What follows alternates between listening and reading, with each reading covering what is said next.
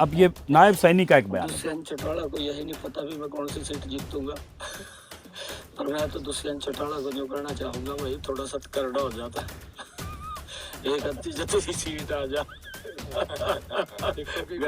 ये तो बहुत मजाक उड़ा रहे हैं आपका, सुन लिया फिर से? चलिए मजाक तो चलिए खैर, आपने सुन लिया। ही कह रहे हैं कि मुझे नहीं पता दुष्यंत कौन एक भी जीतेगा कि नहीं, मैं चाहता हूँ थोड़ा सा भी तो कर रहा हो जाए। दुष्यंत की चिंता सैनी साहब को नहीं करनी चाहिए, सैनी साहब को खुद की चिंता करनी चाहिए। आपकी पार्टी का भी तो ये है दुष्यंत की 7 विधायक चले गए, 10 जीते और अब 3 जो बचे उसमें एक आप हैं, एक आपकी माँ नैना चौटाला हैं और एक तीसरे जुलाना के ढांडा साहब, तो 3 बच गए।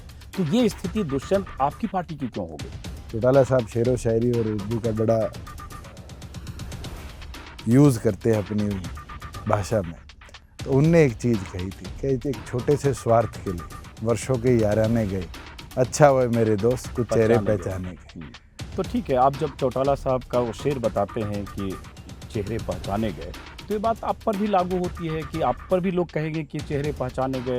आप 2019 में जब चुनाव लड़ते हो, फैक्ट्स करेक्ट करिए। नहीं, मैं वही सवाल पूछ रहा हूँ। मैं आपको वही आपने सवाल तो पहले पूरा होने दे। नहीं, मैं त्रिशंकु से आते हैं। जैसे आपने कहा 2-3 बार त्रिशंकु विधानसभा का जो जिक्र किया, त्रिशंकु विधानसभा आएगी, चाबी आपके पास फिर होगी, चाबी आपका सिंबल, तो उसमें कितना सीट आपको, कितनी सीट का आपको अपना दावा क्या है? पिछली बार से दुगने नंबर लेके आएंगे। अच्छा चलिए, अभी हम आपके दावे को मान लेते हैं पहले कि आपके हिसाब से आपको लगता है कि 20 सीटें आएंगी। उसके बाद अगर 20 सीटें आई, अभी तो हवा में, प्रदेश का नेतृत्व करेंगे। कैसे करेंगे मतलब? तो मतलब फिर चाबी लेकर आप सत्ता का दरवाजा खोलेंगे? ये ताला भी इस बार हमारे हाथ में होगा। तो वो किधर जाएंगे? मतलब फिर बीजेपी की तरफ जाएंगे? वो तो देखेंगे कौन हमारे समर्थन में आएगी। मतलब पिछली बार डिप्टी सीएम बने, इस बार आपका इरादा है कि इस बार हम सीएम बनेंगे, हमारी पार्टी का मुख्यमंत्री बनाएंगे। तो आपको बीजेपी से फिर उसके बाद भी कोई परहेज नहीं होगा अलग? अगर ऐसा हुआ तो बीजेपी के साथ रह लिया और मैंने देखा है जो नुकसान मुझे हुआ है, उस चीज को देखते समझते ये गलती दोबारा नहीं करूंगा। ऐसा बहुत सारे लोग कह रहे हैं, मैं गया नहीं हूँ, हरियाणा अब जाऊंगा, कि इस बार दुष्यंत चौटाला खुद उचाना में भी फंसे हैं, जहां वो चुनाव लड़ रहे हैं, जहां से पिछली बार जीते, और 1 से 3 सीट भी होना इस बार जेजेपी के लिए बहुत मुश्किल, ये लोग कह रहे हैं।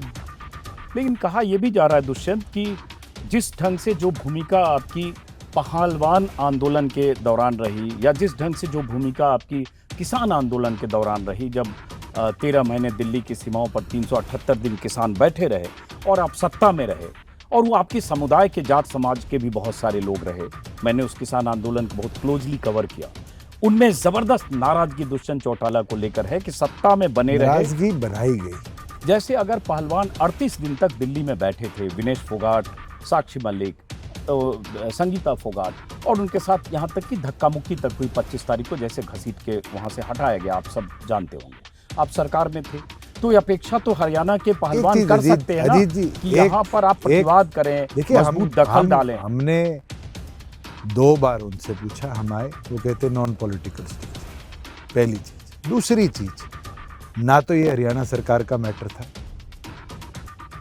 ना वो फेडरेशन हरियाणा सरकार में है रजिस्टर्ड, ये दिल्ली का मैटर था। दिल्ली पुलिस इन्वेस्टिगेट करी थी। बेटियां हरियाणा की थी, बेटियां हरियाणा की, फोगाट और साक्षी मलिक, संगीता फोगाट हरियाणा की बेटियां थी। और मैंने जैसा कि कहा, मैं थोड़े तीखे और अप्रिय सवाल पूछूंगा। किसान, हरियाणा के किसान दिल्ली की सीमाओं पर थे, देवीलाल जी किसानों के नेता थे, चौटाला साहब का किसानों से एक रिश्ता रहा है, और मैं बार बार कहूंगा उसमें आपके जाट समाज, 36 बिरादरियां भी थी, लेकिन जाट समाज के बहुत सारे लोग थे। उनकी सख्त नाराजगी दुष्यंत चौटाला से थी और है कि दुष्यंत चौटाला उस वक्त जब किसान दिल्ली की तरफ रवाना हो रहे थे, जब उन पर लाठी डंडे चल रहे थे, जब वाटर कैनन चल रहा था, जब जख्मी हो रहे थे, जब गड्ढे खोदे जा रहे थे दिल्ली आने से पहले, ट्रैक्टर से सामना करते हुए आगे, दुष्यंत चौटाला सरकार में साझेदार होकर चुपचाप तमाशा। जब आप कहीं सभा कर रहे हैं उस समय का, जिसमें आपसे लोग नाराजगी व्यक्त कर रहे हैं, ये भी 2024 के चुनाव, लोकसभा नलवा है। हाँ, तो एक मिनट सुन लेते हैं इस वीडियो में क्या है, जरा सुनिए।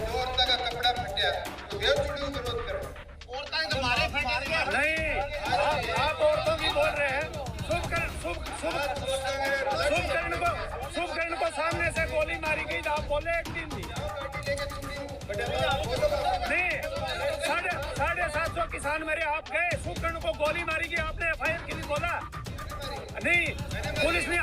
उप मुख्यमंत्री थे, आप उप मुख्यमंत्री थे, आपने एक शब्द बोला, आप उप मुख्यमंत्री थे, आपने ये- नहीं मारी आप ये कहाँ का है पहले ये बताइए, और क्या है मामला? यहाँ तो लोकसभा- किसान आपसे लोकसभा- नाराज होकर कह रहा इतनी है मेरी यादाश्त कि ठीक है। शुभकरण सिंह की गोली मैं मारी, बता देता हूँ ये आप कौन कहाँ है। थे? 13 महीने में 750 मर गए, आप कहाँ थे? आप मुख्यमंत्री थे, उप मुख्यमंत्री थे, अब आप बता दीजिए। तो लेकिन जब किसान बैठे हैं जिनको गुंडे, मवाली, पाकिस्तानी, खालिस्तानी, क्या मैंने कहा? नहीं मैं आपसे अरे सवाल- कंगना सुन रनौत तो लीजिए। रेप नहीं, के आपकी- ऊपर कुछ आप- कह जिस देती है, सरकार में आप- उसमें मेरा क्या लेना नहीं, देना? जिस सरकार में आप साझेदार थे उसमें जेपी उस- दलाल कृषि मंत्री थे, वो भी उन किसानों को देशद्रोही क्या चीनी उन्हें पाकिस्तानी माफी नहीं बता मांगी 2 दिन बाद? रहे। जब 200 किसान मर जब गए, पी- आप कहते हैं आपने स्टैंड लिया।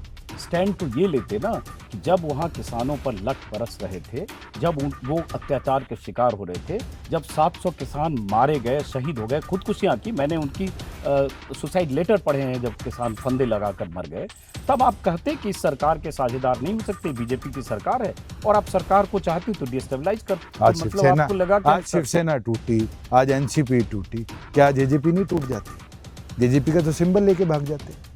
ओ, तो आपको ये चिंता थी कि आपकी पार्टी टूट न जाए, इसलिए आप सरकार में बिल्कुल। बने रहें, चाहे वो पहलवान या चाहे किसान 13 महीने आंदोलन में सड़क पर बैठे। अरे आंदोलन अजीत की जी, बात आप वन साइडेड बात नहीं, जैसे मान मैं लीजिए आप- मान लीजिए आप आपके मेरे को- चाचा आप मेरे को- ने, अभय चौटाला ने इस्तीफा दे दिया, कम से कम प्रोटेस्ट में। मैं उनको तो आप सीरियस प्रोटेस्ट तो करते मैं मजबूती उनको से। सीरियस पॉलिटिशियन मानता नहीं। अभय चौटाला को अब सीरियस जो आदमी मेरे को पार्टी से निकाल देता है, अब जैसे एक वीडियो है दुष्यंत, ये वीडियो शायद आपने देखा होगा, ये अभी वायरल हो रहा है वीडियो, ये एक सेकंड, ये वीडियो, उसका भी खामियाजा हमें भुगतना पड़ा ये आपके पिताजी का एक और वीडियो है। उसी दौरान